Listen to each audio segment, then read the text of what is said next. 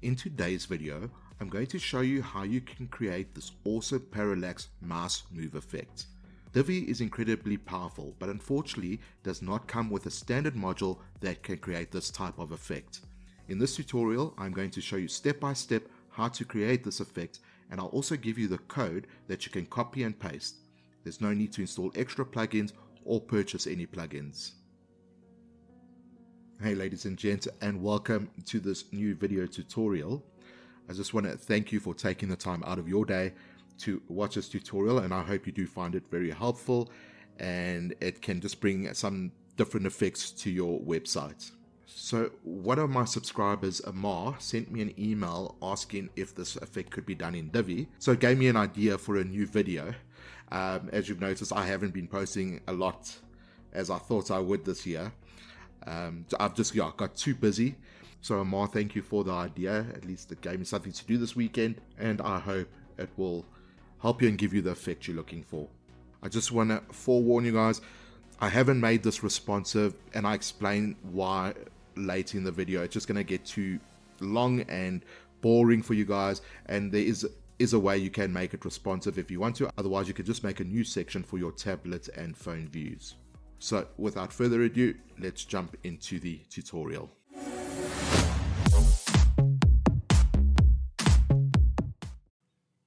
The first thing we want to do is create a new page, and I've just named this Parallax Mouse Move Effect.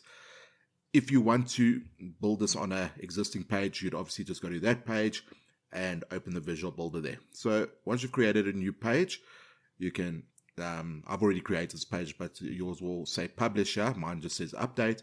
You'll publish it, and then we're going to come to the option to use the Divi Builder. So I'm going to click on that, and now I have this option to edit with the Divi Builder, which I'll click on. We'll then get these three options. I'm going to build from scratch, so I'm going to choose that. If you are using an existing page, you're just going to add a new section. And then it's going to ask us how many rows we want. For now, we just want one row, so we'll select one row. And the first module we're going to put in is the text module. So you can just type in the search bar text, and you'll get the text module, and you can just click on the text module. And then over here, you're just going to put in whatever text you want to use. This is going to be a heading, so I'm just going to use what my page name is. And then I'm just going to make this a heading 1. And just hover over it so I get this like pencil icon and click on that. That will take me to the heading 1 settings. And then I can just change this as I want for the styling. So you can have this however you want. So I'm just going to move it into the center. The color I will leave as is. And then I'm just going to probably make this something like 4 rem. So it's quite large.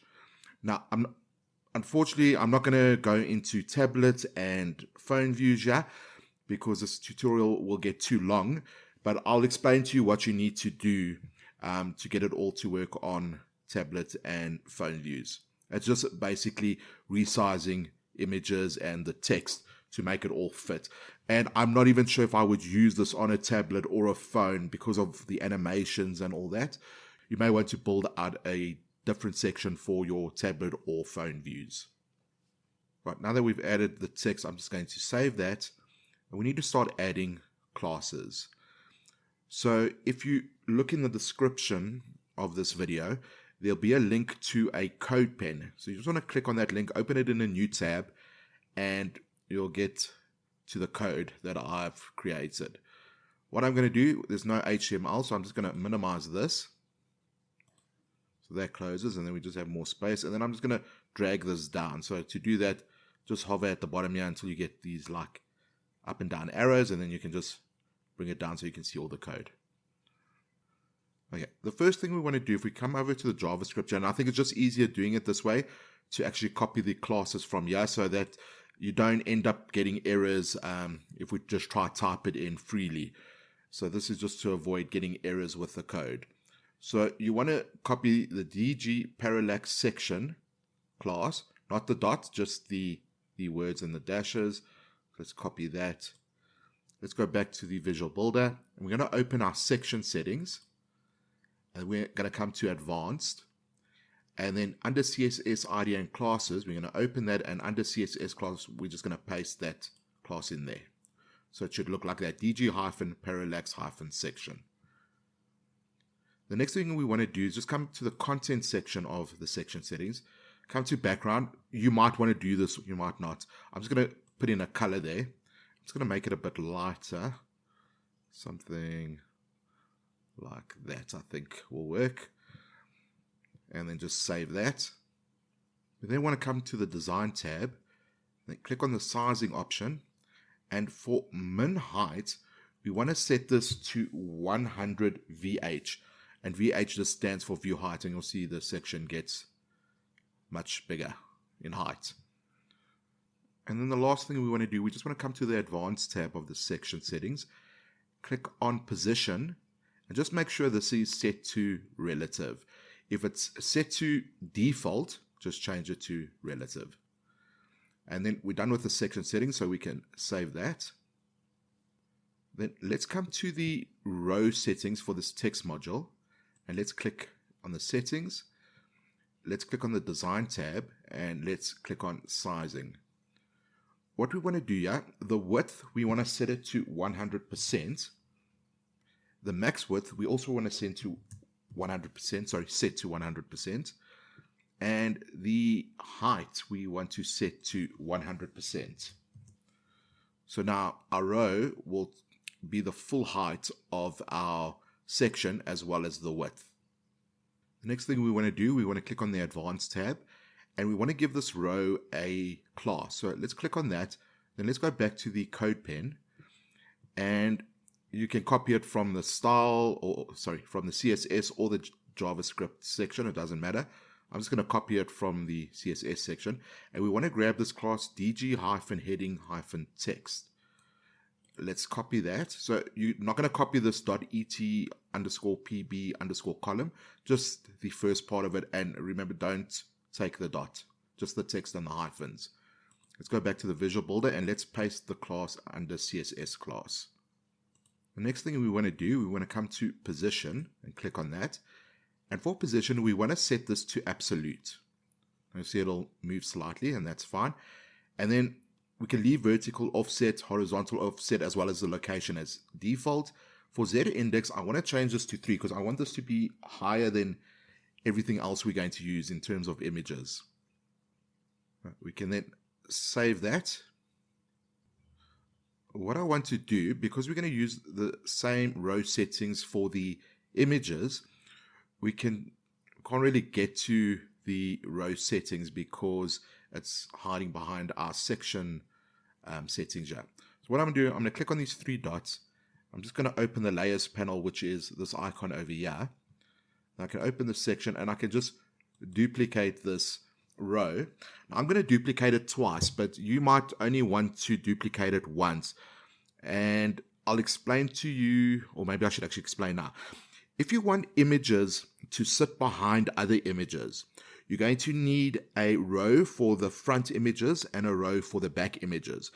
But if you're not going to have anything where images are sitting behind one another, you can just have one row. You don't need 2 rows, because then you won't need a row of images sitting behind other images. So I'm going to do it with 2 rows where images will sit behind other images, just to show you that effect. But like I said, if you don't want to have images sitting behind one another, you can just make 1 row. So before I duplicate this row, let me put all the images in. So I'm going to come to just click down here and go into the column, and we don't need the text. So I'm going to delete the text, and I'm going to click this to add new module, and I'm going to search for image. And then I'm just going to select the image module, and then we're going to put our images in here. So what I will do, I'll leave a link to the images I'm using in case you guys just want to play around with this effect and do exactly what I'm doing. You can download the images from that link. Otherwise, you can obviously put in your own images. Yeah, and you would need to size these images according to the sizes you want them. You'll see the images I'm going to use, they vary in size just to make it look a bit different. They're not all the same size. So I'm going to click in the image here. And then I'm just going to drag some SVGs I've got here on my other screen into here. Okay, so this is actually good that it came up because I would have forgotten about this. So you'll see here it says, sorry, you're not allowed to upload this file type. So the reason I can't upload the file type is because they're all SVGs. So we need to install a plugin. So I'm just going to come to this other tab I've got open here. I'm going to open my dashboard. What we need to do is come to plugins and add new plugin. And in the search plugins search bar there, I'm just going to type in SVG. And you want to install this first one that pops up for me. It might pop up somewhere else here for you, but it's the one that says SVG support by Ben Bodie. I think that's how you pronounce it. So let's click install now. Once installed, you have to activate it. So let's click the activate button. Right, so you'll see it's been installed now. If we come down here to settings, and we just hover over settings, you get this new menu item called SVG support. So let's click in there. And then these are the options I select. So I leave restrict SVG uploads to administrator. So I just leave that as is. Load front end CSS. I'm going to select yes. Sanitize SVG while uploading. I'm going to select yes. I'm going to leave this for do not sanitize for the administrator and editor roles. Minify SVG. I'm going to say yes. Delete plugin data. I'm just going to leave that unchecked. And enable advanced mode. I'm going to say yes and save changes. And now that we've checked this option for enable advanced mode, we get this new section called advanced. And all I'm going to do is check this box to output SJSON footer. I'm going to leave that one, The CSS class to target. This is not really necessary for this tutorial, but I normally do put in my own class here, something like SDG and then SVG style. If you don't put anything in there, it will just give you this class here, style SVG. Force inline SVG, I'm going to leave this unchecked. As you can see here, it says use with caution, so I'll just leave it unchecked. And then automatically insert class, I'm going to say yes, and that will automatically insert our class we've created there. So let's click Save Changes. Right, now that we've done that, we can start using SVGs on our site. So what I need to do, I need to come back to the Divi Builder. Yeah, I'm going to have to close this. I'm just going to save my page. And then I'm going to refresh the page. Okay, so there we go. So I'm just going to, I think this is the image, yeah. So just open the image again, click on the image, and then let's try to drag those SVGs in again. And now you'll see they are uploading fine. Right, so the first one I'm going to just leave as the WordPress logo or icon. Upload that one. We can save that, and then I'm going to duplicate this. So I'm going to have 4 images for the front of the images, and then 4 images for the back. So I'm going to duplicate this 4 times. So you'll see now I've got 4 images, and then I'm just going to change these images out quickly with the other images. So, and you'll see it's a bit broken, yeah, but we'll fix all this. So let me quickly do that. And I'm not going to bore you with changing all the images. I'm going to just quickly do it now. Okay, so these are the 4 images I've used for the front part of the images, which is the WordPress logo, the Safari logo, the HTML5 logo, and the PHP logo. So we can save that, and then I'm just going to duplicate the row with the images. So again, I'm going to just click on those 3 dots. I'm going to open the layer panel. I'm just going to come here because it's getting a bit messy because we've set some things to absolute and that. So it's better to work in this layers panel. So this is my images row here. I'm going to duplicate that. I'm just going to come in here and you'll see there's the 4 images. And I'm just going to change these images out quickly with the other 4 images I've got. Right, so now I've uploaded the other images. And again, excuse how it looks now. It's just because we've got everything set, or all these rows set to position absolute. So they're all sitting on top of one another. So the next thing we do, let's go back to the code pen. We want to grab the next class here of DG-front images. So if you are only using one row with one set of images, you're not going to have like images behind one another. You are just going to use that class. You can ignore this DG back images. So let's copy that class. Let's come back to our visual builder. Then I'm just going to minimize it so only the rows are showing here, just so we don't get confused. So we've already given a class to the first row. If you remember, we gave it this DG heading text. To the second row, we're going to give the class, we're going to take the heading text out and we're going to paste in the front images class. So I'm just going to paste that in there. So we've got your DG-front-images. Go back to the code pen. I'm going to take this other class of DG-back-images. Copy that. Come here, go to the last row, go to the advanced tab, CSS IDN classes, remove the DG-heading-text and paste it with the new class of DG-back-images. Right, so now that we're done with the rows, let's go into the first row.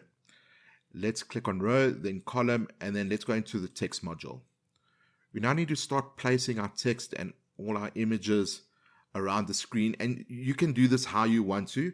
You can copy me how I'm going to do it now, or you can put this wherever you feel it works best for you guys. We're going to come to the advanced tab, and then we're going to come to position.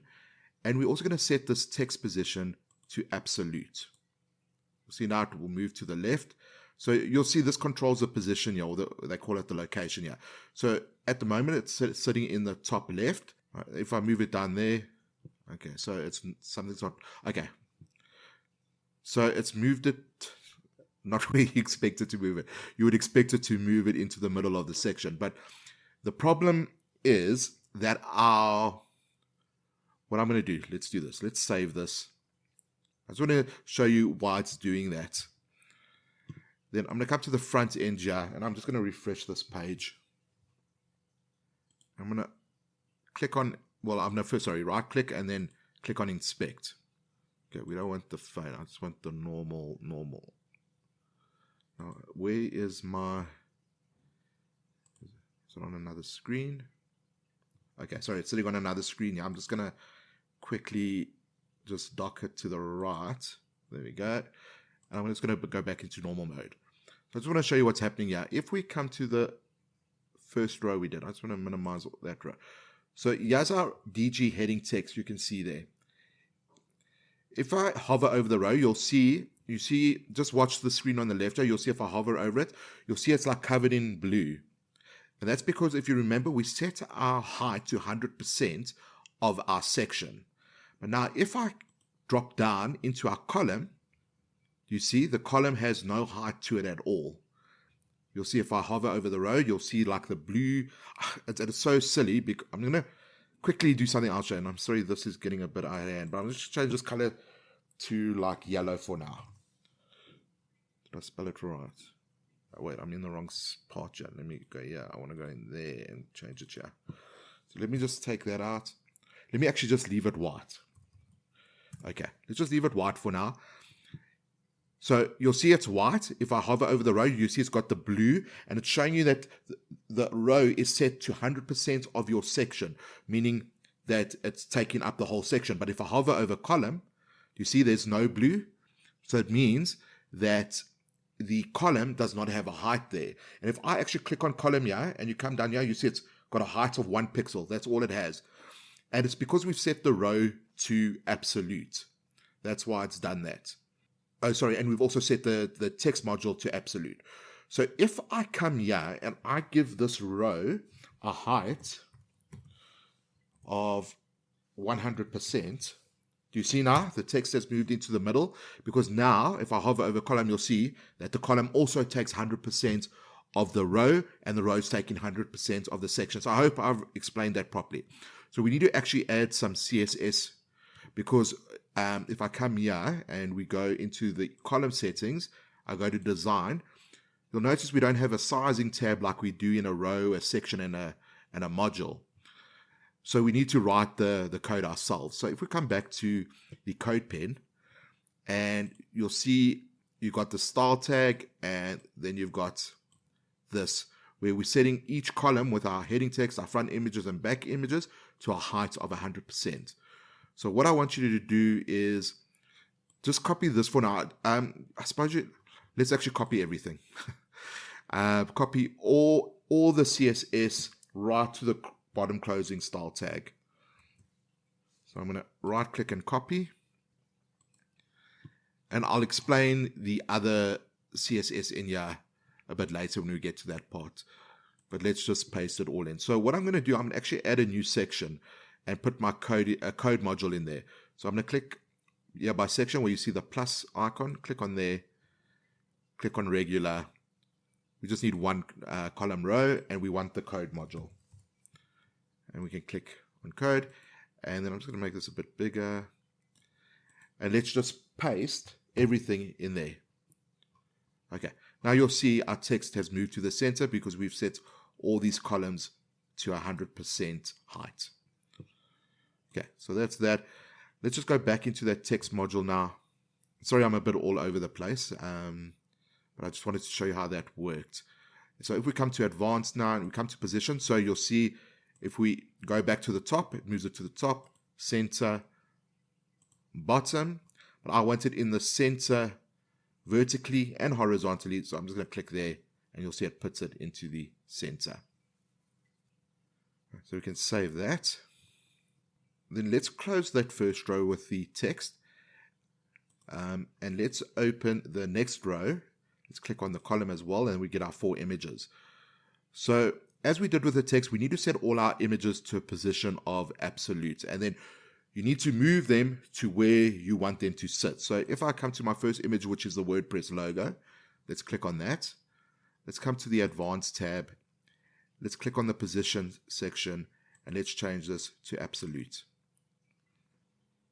Then we can set our vertical and horizontal offset. So vertical, we'll move it up and down, horizontal, left and right. So let's say I just want to leave this at the top. So I'm going to leave the vertical offset at 0. And I'm going to change the horizontal offset to something like 30%. So you'll see it'll move to the right 30%. And like I said, guys, you can copy me or you can do whatever you want to do here. There's no right or wrong here. This is how you want to lay out everything yourself. Then what we can do, we can come to the next image, which is our what do you call this? It's the Safari logo or icon. Again, come to advanced, position. Let's make this absolute as well. You'll see it jumped right to the top there because that's where it's sitting. So if I go to the bottom right, you'll see it all now appear in the bottom right of the section. So again, and then once you put it in the bottom right, you can move it up or across. So let's say we want to move it to the right by 30%. Then you'll see it moves it to the right, but maybe that's a bit too much. Let's do 15%. So I'm going to leave that like that. Then let's go to the next image. I'm only going to do the first 4 because you should have the idea now what I'm doing here. And then you guys can do the rest however you want it. So again, come to the Advanced tab, come to Position, set it to Absolute. And then let's just move it to the center. So it's the HTML5. And what I'll do, let's put this one in the top right here. But let's move it 10% down and maybe like 5% across, something like that. And then let me go to the next image. Let's go to Advanced, to Position, set it to Absolute. And then this one, maybe I'm just going to stick in the middle here and move it a bit from the left because I don't want it right against there. I'm going to make it maybe like 25%. Okay, that goes over my text. So I don't really want that. Let me just bring it a bit down away from my text. Something like, let's do 15 as well.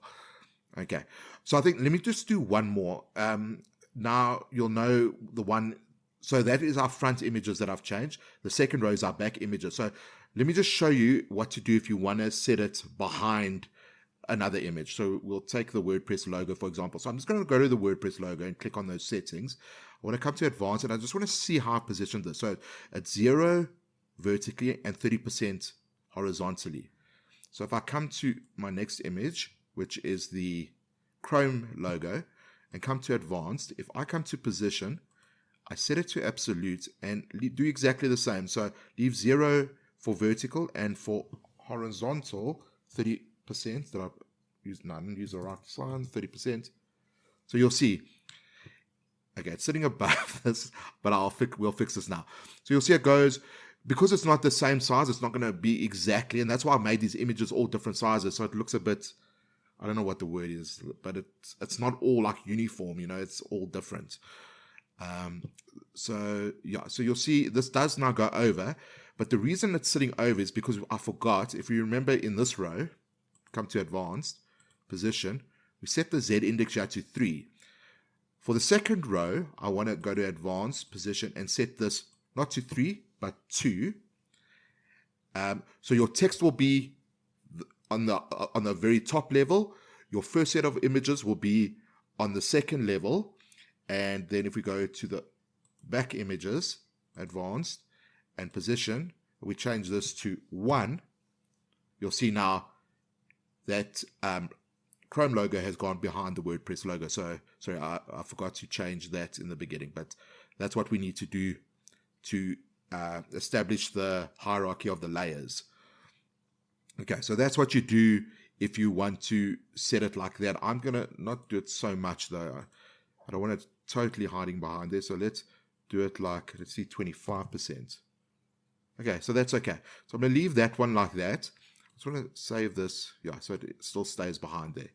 Okay, I'm going to quickly do these other images and then I'll come back to you.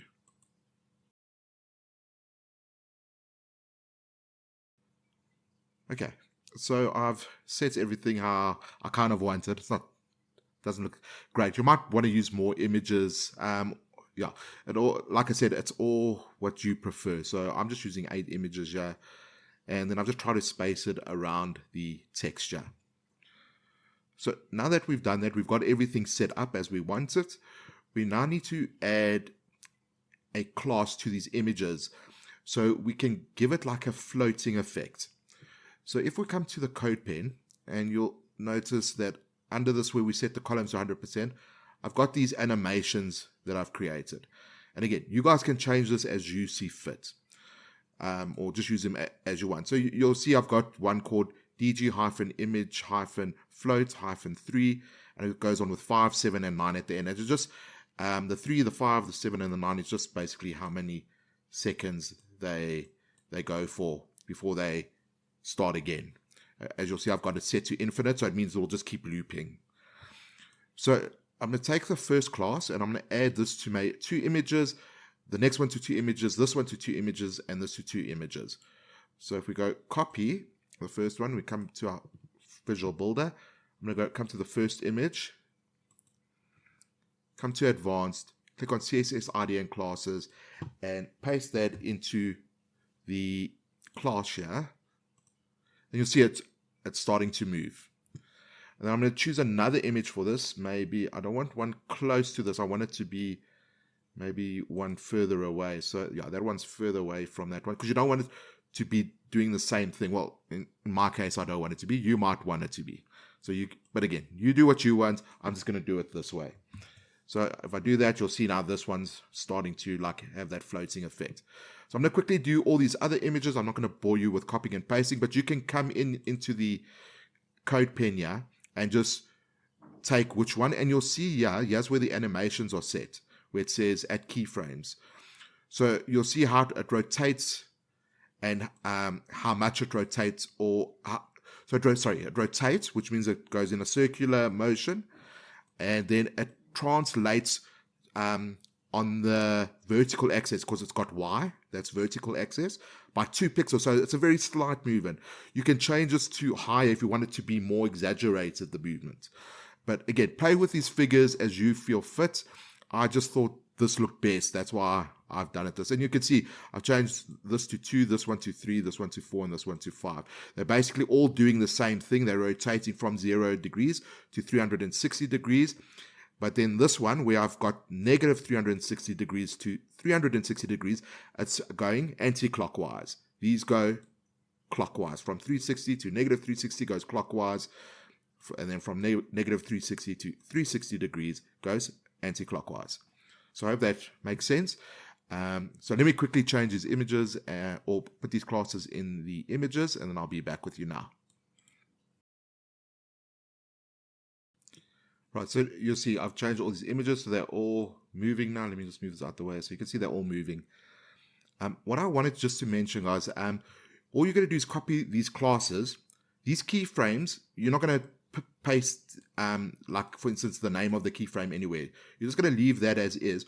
All you really want to do is when you come to this, if you want to play around with it a bit, just change the seconds if you want it to be more exaggerated. And you could change the way it's turning, like either anti-clockwise or clockwise, and how exaggerated your movement will be up and down. And what we could have done, we don't have to just move it up and down. Let's go and let's change this. No, sorry, I'm not going to change. Yeah, I have to. No, I can't change it now. I need to come here and come to our code. And I'm just showing you this as an example. You don't have to do this, but if you just want to change things up a bit, if you come to these keyframes and you'll see they're mostly moving like up. So you can change the translate to X, which will move across the horizontal axes. So let's change this one here. I'm going to change it to X and change this to X as well. And you'll see now, I need to see which one it is. So it looks like this PHP now is moving across and not up and down. So you can do things like that if you want. So I'm just going to leave that as it is. I'm not going to change it here, but you can change it there as you see fit. Okay, so now we've got our animation moving. Now we want to make it. So actually, let's save this and let's go onto the front end and refresh the page here. Just going to close this out. So now we've got everything moving. The only thing now is when we move our mouse, we want the images and this text to move like in a parallax effect. So we need to go back to our code pen, and now we can copy all of our JavaScript here. Let's copy that, come back to the front end, and in our code module here, under the style, let's just push enter twice and paste that in there. So basically, let me run through this with you. Okay, so the first thing is we're just declaring variables over here. Here we get our parallax section, which is our entire section, and then we just get our heading text, our front images, and our back images. So if you are only using one set of images, you're not using front and back, you can actually remove this variable of back images, as well as this variable of back images sensitivity, because you won't need that. And you can also remove this over here. So what I've highlighted there. If you're not using the 2 rows with front images and back images, you can remove that from your code and just leave the front images. So this is where we are declaring the variables. And over here with the sensitivity, the higher this number, the more sensitive it'll be. So it'll move faster. So I've set this to 700, 400, and 200. I'll change this a bit later in this tutorial to show you how the sensitivity of it. All right, and then we're just creating an event listener here called mouse move. So when we move our mouse, we want the X and the Y axis to be moved. And then we doing our heading text. So you'll see we're moving it.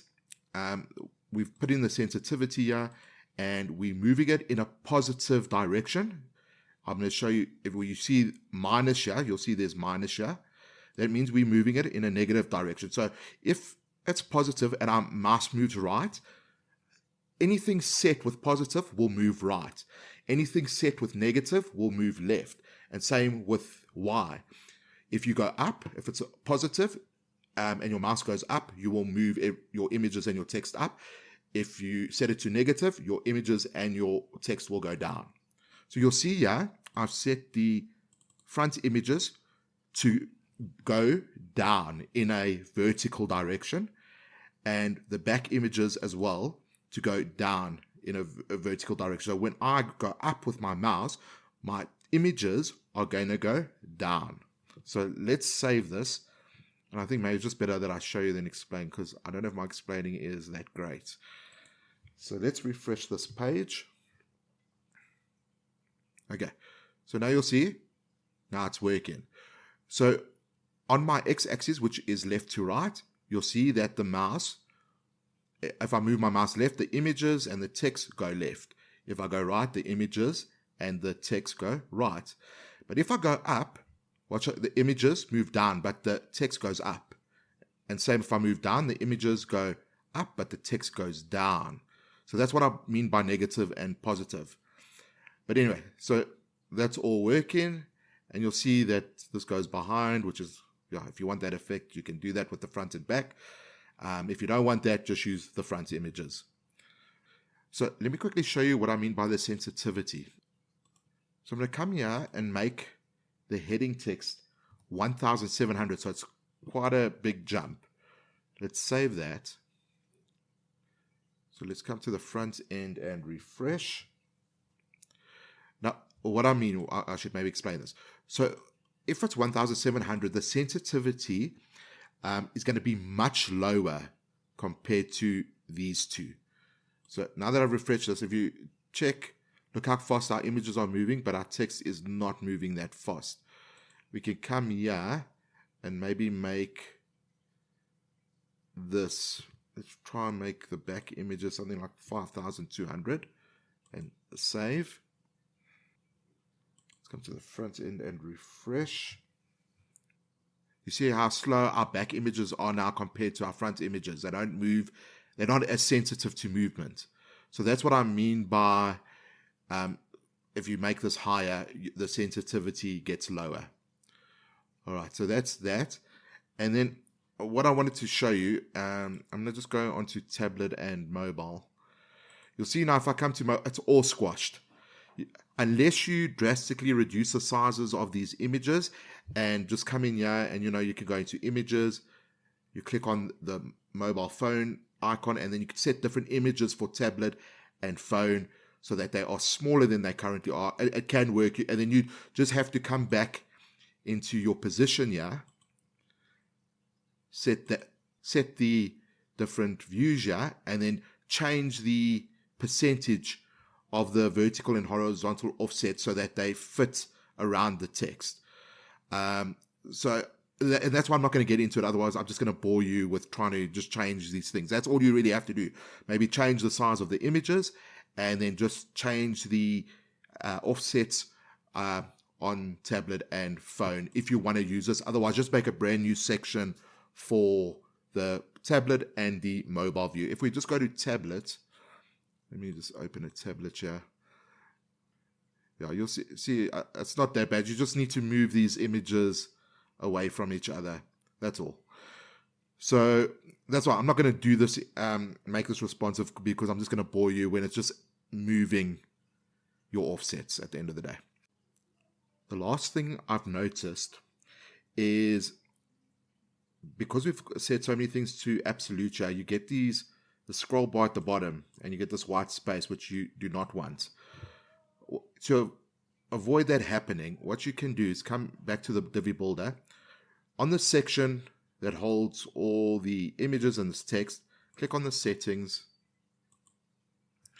come to advanced, and then click on visibility and set the horizontal overflow to hidden, and you can also set the vertical overflow to hidden. Then save your page, and then if we go to the front end and refresh the page, you'll see you no longer have the scroll bar at the bottom. The only reason we have the scroll bar here is because there's more content at the bottom, but at least it takes the scroll bar away to scroll horizontally. Thanks very much, guys, for watching this tutorial. If you find something, a type of effect, and you don't know how to do it in Divi, drop a comment or send me an email. You'll find an email address in the description of this video, and just send me a link to the effect you want, and then I will try create it in Divi and do a video for you guys. If you've enjoyed this video, can I please ask you to like and subscribe and hit that bell notification to be notified of all my future videos. This really helps my channel and gets my video out to more people. So until next time, have a good one. Cheers.